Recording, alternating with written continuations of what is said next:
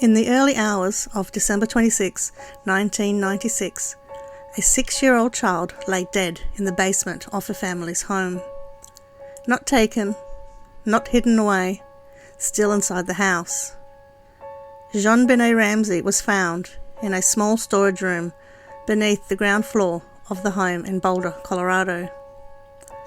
A room with no windows, one door, and no clear explanation of how the person responsible could have left. Nearly 30 years later, this detail remains one of the most troubling obstacles in the intruder theory. The room where JonBenet was found is commonly called the wine cellar. It wasn't a cellar in the traditional sense, though. There were no racks of bottles and no bottles of wine, not even finished walls. It was a cramped, windowless storage room tucked into the far corner of the basement. The only way in or out of that room was through a single wooden door that opened outward into the basement hallway. And according to investigators, that door latched from the outside. Once that door was closed, it could not be locked from inside the room.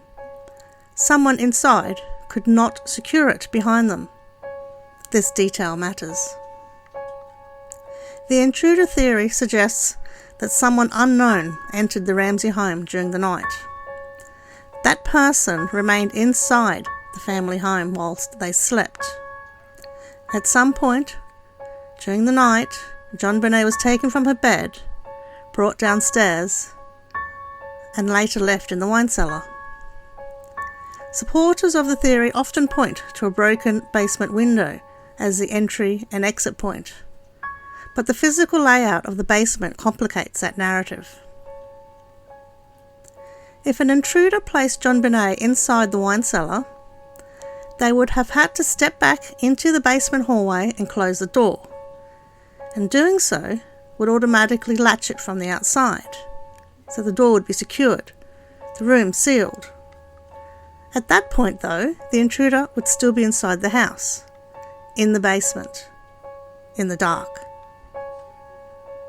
Now, to leave through the basement window, the intruder would then need to move quietly through the basement, try to avoid detection, as well as navigate a cluttered, unfamiliar space, and then climb through a narrow window well and exit without leaving any obvious signs behind.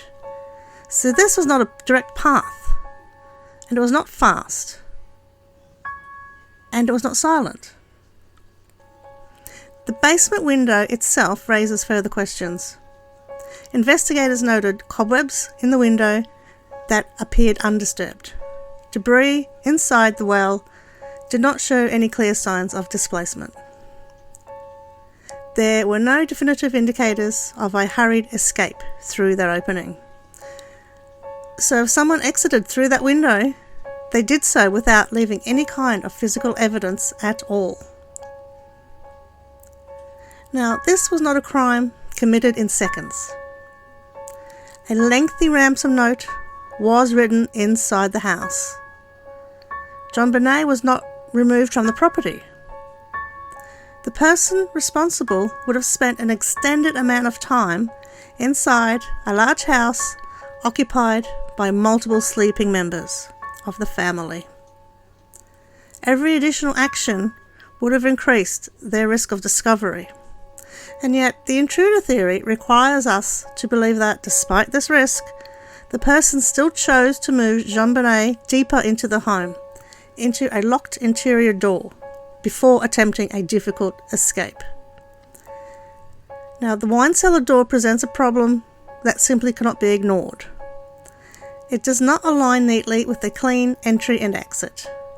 It introduces a moment where the person responsible would be fully committed, still inside the house with no immediate way out, and that moment matters. This does not establish guilt, but it does not identify a suspect. And it does expose a structural weakness in the intruder theory, one that has never been fully resolved. The JonBenet case is built on details like this, small physical facts that refuse to fade with time. A locked door, a dark basement, a window that may or may not have been used, and a child who never left the house.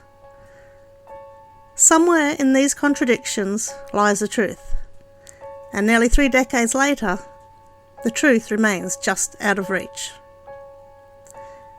You've been listening to True Crime with Kris.